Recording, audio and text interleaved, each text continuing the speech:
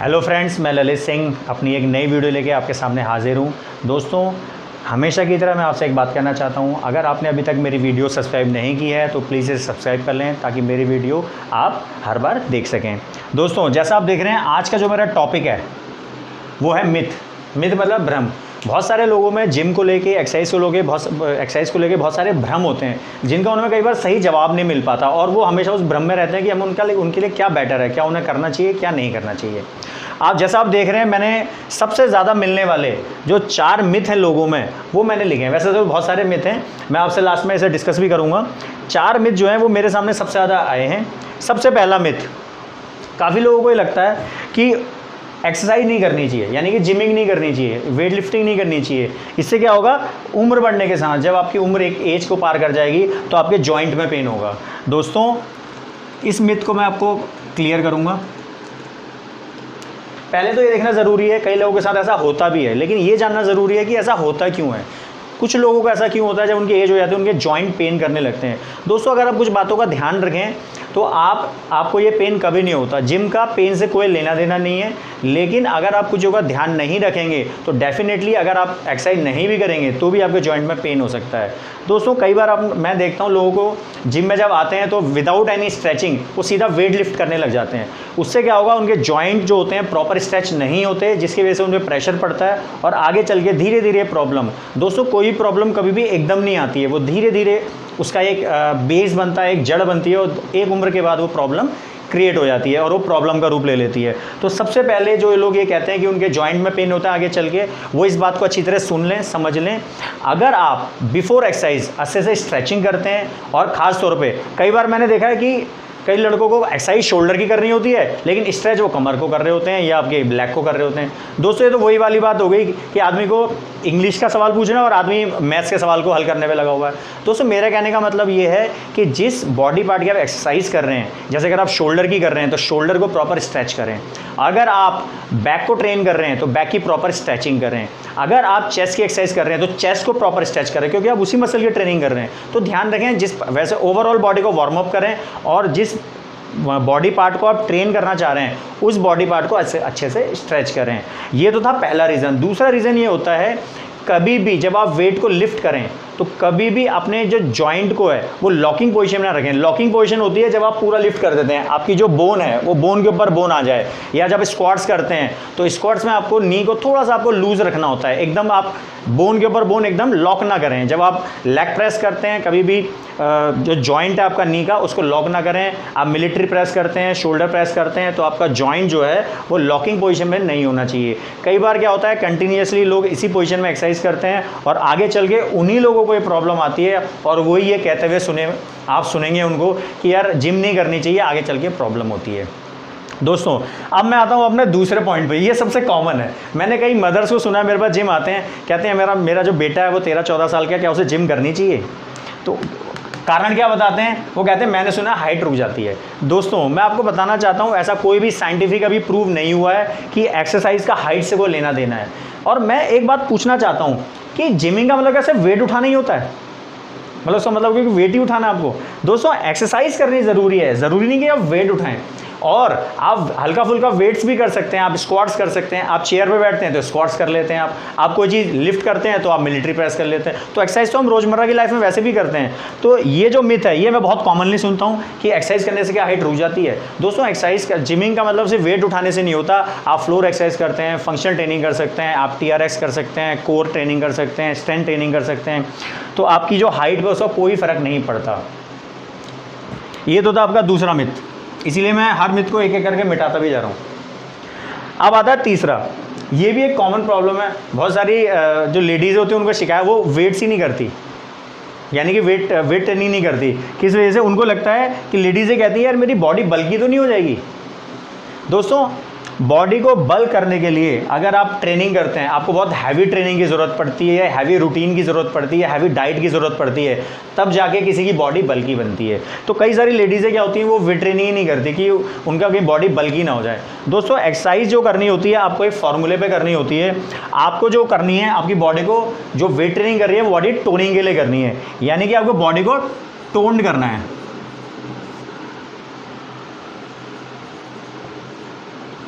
Build नहीं करना, आपको टोन करना है। ताकि फिर कई लेडीज़ों को शिकायत होती है जब वो कार्डियो एक्सरसाइज तो रेगुलर करती हैं बट वो वेट ट्रेनिंग इसलिए नहीं करती कि बॉडी बल्की हो जाएगी, तो उससे क्या होता है उनकी जो स्किन है वो लूज़ हो जाती है। क्योंकि जब आप वेट कम करते हैं आपकी जो स्किन की जो इलास्टिसिटी होती है उसके साथ साथ आपको वेट ट्रेनिंग अगर नहीं करेंगे तो जो आपकी जो स्किन होती है वो लूज़ पड़ जाती है।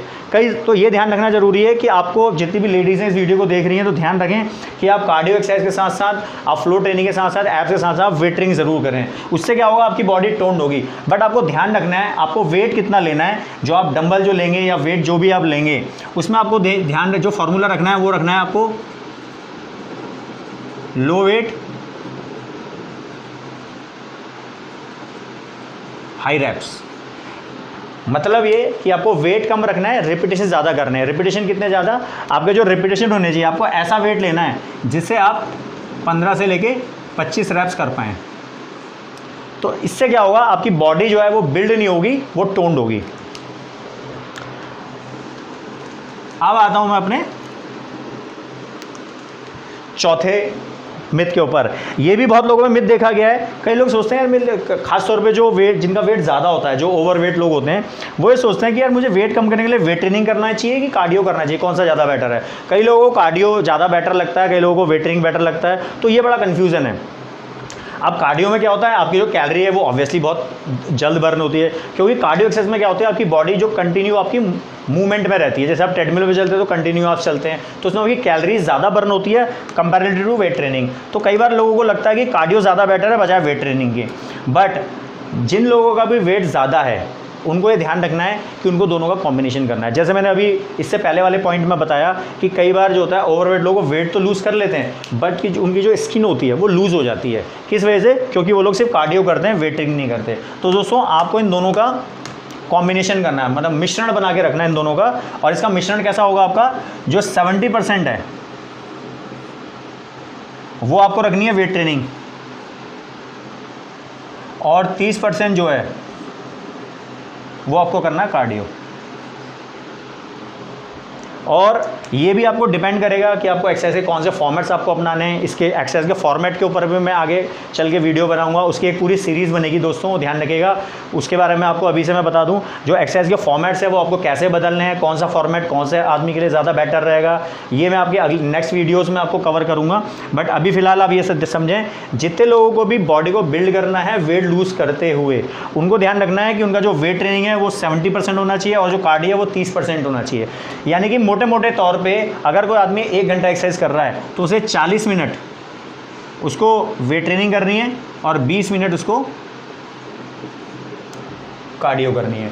तो ये ध्यान रखना है कि ये जो मैंने आपके आज 4 मिथ आपसे डिस्कस किए,